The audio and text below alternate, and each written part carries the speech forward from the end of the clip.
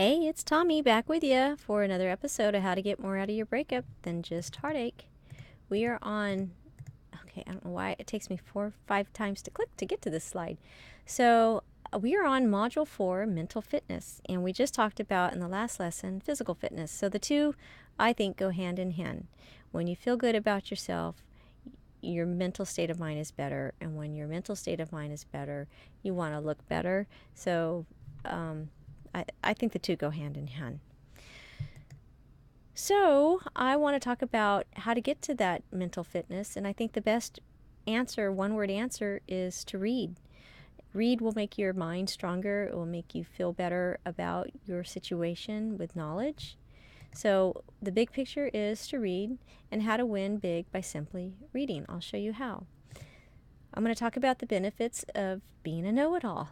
Yeah, that irritating know-it-all. That'll be you. Strategies for self-soothing or something else we're going to talk about.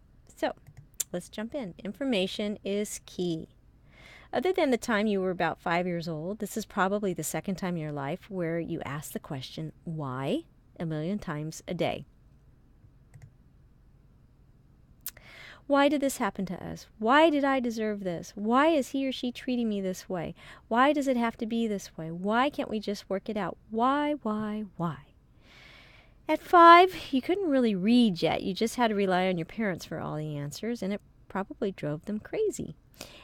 At this stage, you have no excuses for driving your friends crazy with the why question. You know how to read. Now go and find out the answers on your own and quit with the why questions so much.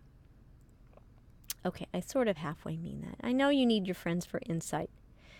But after several years of not getting it and not moving on, you got to stop and look at what your expectations are of your friends. Your friends, not your expectations, but how your friends will feel if they are constantly giving you advice and you never take it.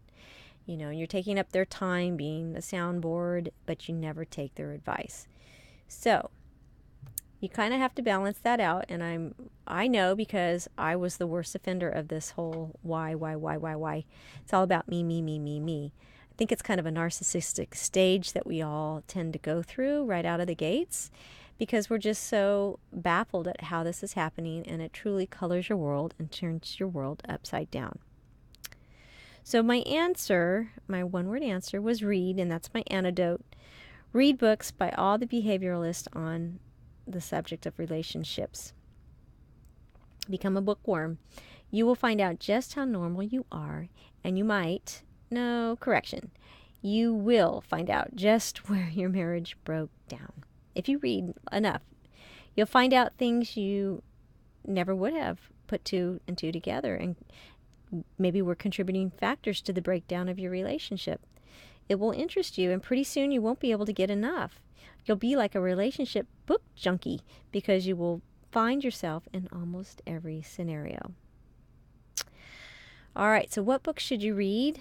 I have a bonus at the end of this module, I believe it is. Yeah, at the end of this module on books that I recommend, some YouTube videos to watch, some series, and some TED Talks that might be good for you. So check it out. I think I even have some movies out there for the, Kleenex box nights that you need a good cry. So look forward to that at the end of this module. So you will find that you will become a student of human behavior without even realizing it. One of the funny things that came out of all my reading was that I not only became pretty good at predicting how things would unfold with the ex, but I got good at psychoanalyzing him. But more importantly, I got good at feeling better about myself.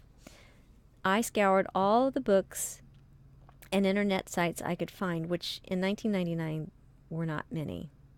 Yeah, that's how long I've been divorced. But let me just tell you, human nature is predictable and not much has changed.